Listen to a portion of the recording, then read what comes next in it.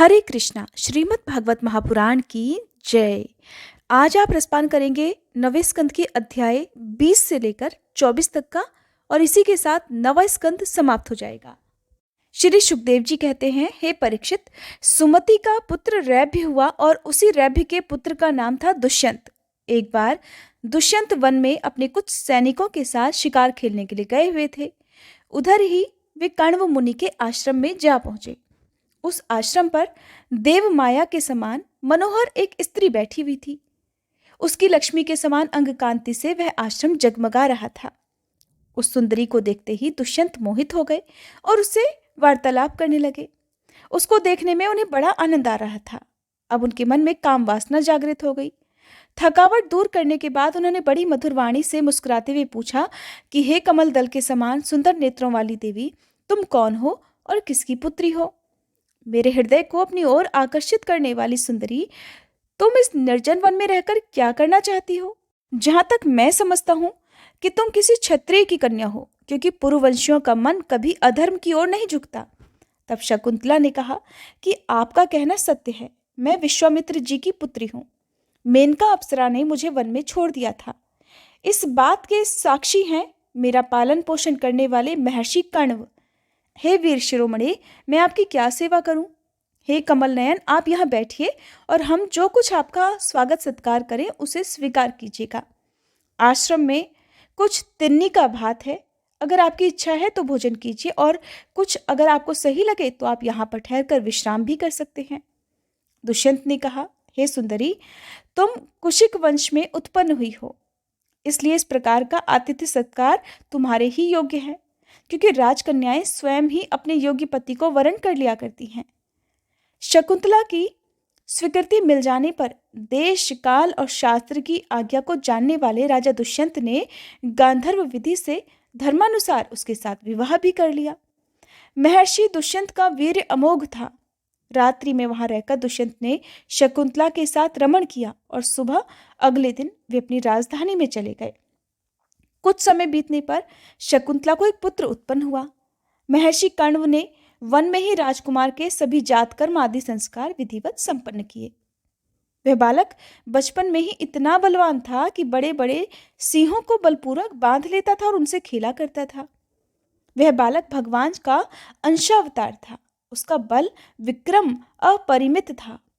उसे अपने साथ लेकर रमणी रत्न शकुंतला अपने पति के पास चली गई।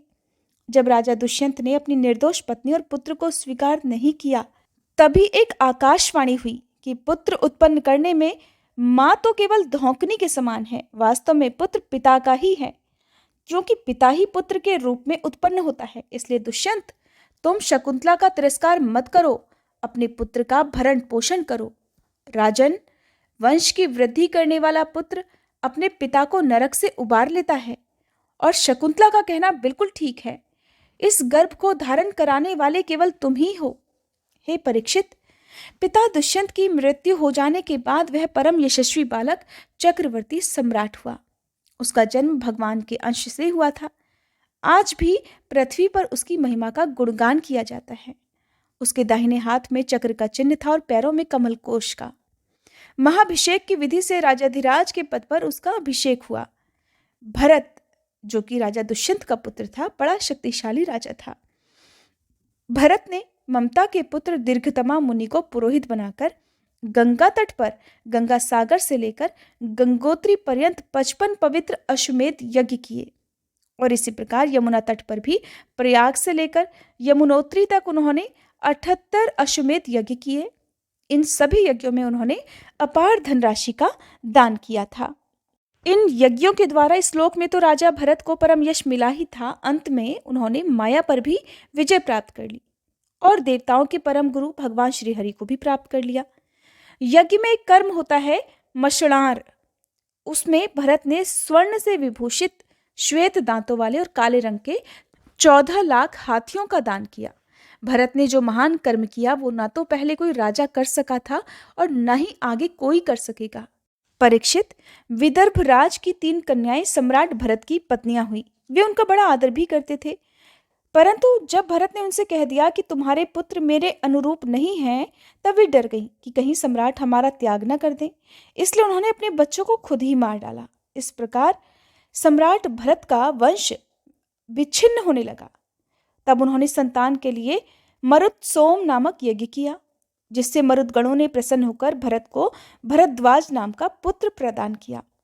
भरद्वाज की उत्पत्ति का जो प्रसंग है वो ये है कि एक बार बृहस्पति जी ने अपने भाई उतथ्य की गर्भवती पत्नी से रमण करना चाहा। उस समय गर्भ में जो बालक अर्थात दीर्घतमा था उसने मना किया, किंतु बृहस्पति जी ने उसकी बात पर ध्यान ही नहीं दिया और उसे तू अंधा हो जा ये श्राप देकर बलपूर्वक गर्भाधान कर दिया। उतथ्य की पत्नी ममता इस बात से डर गई कि कहीं मेरे पति मेरा त्याग ना कर दें, इसलिए उसने बृहस्पति जी के द्वारा पैदा होने वाले बालक का त्याग करना चाहा। उस समय देवताओं ने गर्भस्थ शिशु के नाम का निर्वचन करते हुए ये कहा।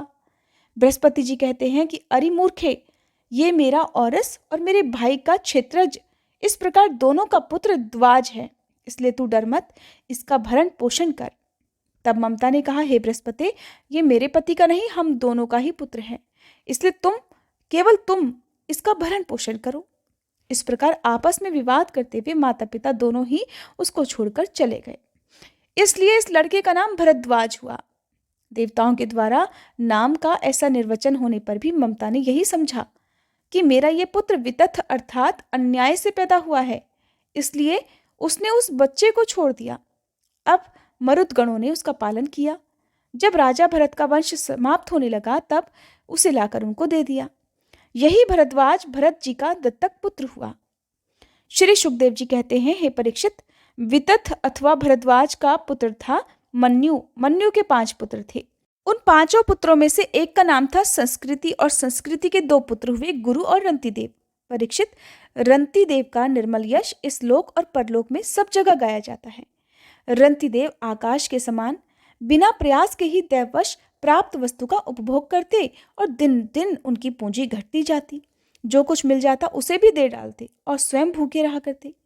वे संग्रह परिग्रह ममता से रहित और बड़े धैर्यशाली थे और अपने परिवार के साथ दुख भोग रहे थे। एक बार तो लगातार 48 दिन ऐसे ही बीत गए, उन्हें पानी तक पीने को नहीं मिला। 49वें दिन जब प्रातःकाल उन्हें कुछ घी, खीर, हलवा और जल मिला तो उनका परिवार, जो कि बहुत बड़े संकट में था, भूख और प्यास के मारे सभी लोग कांप रहे थे। परंतु जैसे ही उन सभी ने भोजन करना चाहा, तभी एक ब्राह्मण अतिथि के रूप में उनके सामने आ गया।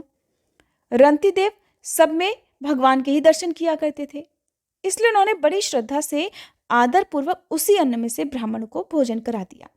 ब्राह्मण देवता तो भोजन करके चले गए। अब बचे हुए अन्न को रंतिदेव ने आपस में बांट लिया। अब जैसे ही भोजन करना चाहा, उसी समय एक दूसरा शूद्र अतिथि वहां आ गया। रंतिदेव ने भगवान का ध्यान करते हुए उस बचे हुए अन्न में से भी कुछ भाग शूद्र के रूप में आए हुए अतिथि को खिला दिया। जब शूद्र खा पीकर चला गया, तब कुत्तों को लिए हुए एक और अतिथि वहां आ गया कि राजन, मैं और मेरे ये कुत्ते बहुत भूखे हैं, हमें कुछ खाने को दीजिए। अब रंतिदेव ने अत्यंत आदर भाव से जो कुछ भी बचा हुआ था सबका सब उसे दे दिया। खुद अपने परिवार के साथ फिर से भूखे रह गए। भगवानमय होकर उन्होंने कुत्ते और कुत्तों के स्वामी के रूप में आए हुए भगवान को नमस्कार किया। अब उनके पास केवल जल ही बचा हुआ था, वो भी इतना कि केवल एक ही मनुष्य उस जल को पी सकता था। उसे भी वो सब आपस में बांटकर पीना ही चाहते थे कि एक चांडाल वहां पर आ पहुंचा। उसने कहा, मैं अत्यंत नीच हूं, मुझे जल पिला दीजिए। चांडाल की वह करुणापूर्ण वाणी, जिसके उच्चारण में भी वो बड़ा कष्ट पा रहा था, बड़ी मुश्किल से वो बोल पा रहा था।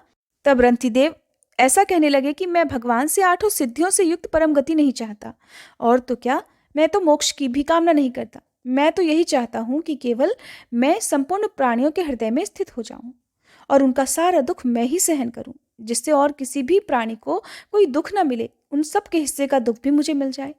ये दीन प्राणी जब जल पी करके जीना चाहता था, जल दे देने से इसके जीवन की रक्षा हो गई।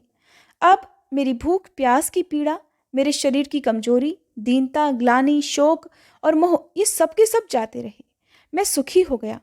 ऐसा कहकर रंतिदेव ने वह बचा हुआ जल भी उस चांडाल को दे दिया। हालांकि जल के बिना तो वो स्वयं मर रहे थे, फिर भी स्वभाव से ही उनका हृदय इतना करुणापूर्ण था कि वे अपने आप को रोक नहीं सके। उनके धैर्य की भी कोई सीमा है? परीक्षित, ये अतिथि वास्तव में भगवान की रची हुई माया के ही अलग अलग रूप थे, जो कि उनकी परीक्षा लेने के लिए उनके पास आए हुए थे। परीक्षा पूरी हो जाने पर अपने भक्तों की इच्छा पूर्ण करने वाले त्रिभुवन स्वामी ब्रह्मा, विष्णु और महेश तीनों ही उनके सामने प्रकट हो गए। रंती देव ने उनके चरणों में नमस्कार किया। उन्हें कुछ लेना तो था नहीं। भगवान की कृपा से वे आसक्ति और मोह आदि से भी रहित हो गए और परम प्रेममय भक्ति मात्र से अपने मन को भगवान वासुदेव में उन्होंने लीन कर दिया। कुछ भी नहीं मांगा। परीक्षित, उन्हें भगवान के सिवा और किसी भी वस्तु की इच्छा तो थी नहीं। उन्होंने अपने मन को पूर्ण रूपेण भगवान में ही लगा दिया।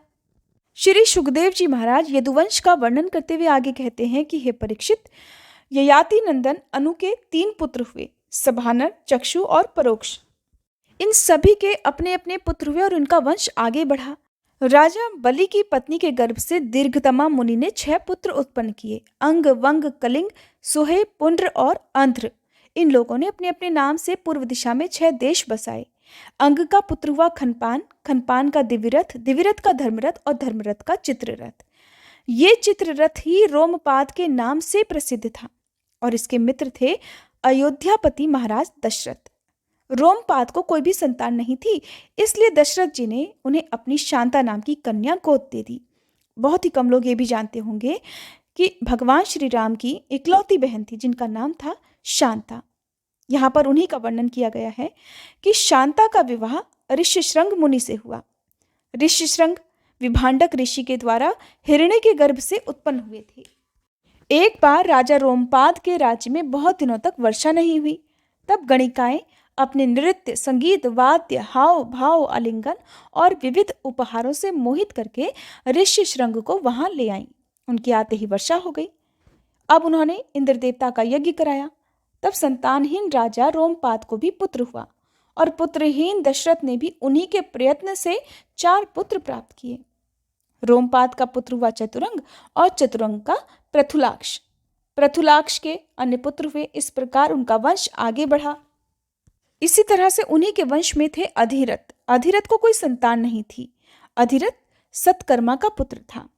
एक दिन वह गंगा नदी के किनारे क्रीड़ा कर रहा था कि उसने देखा कि एक पिटारी में एक नन्हा सा शिशु बहा चला रहा है। वह बालक कर्ण था, जिसे कुंती ने कुमारी अवस्था में पैदा होने के कारण उसे बहा दिया था और अधिरथ ने उसी को अपना पुत्र बना लिया।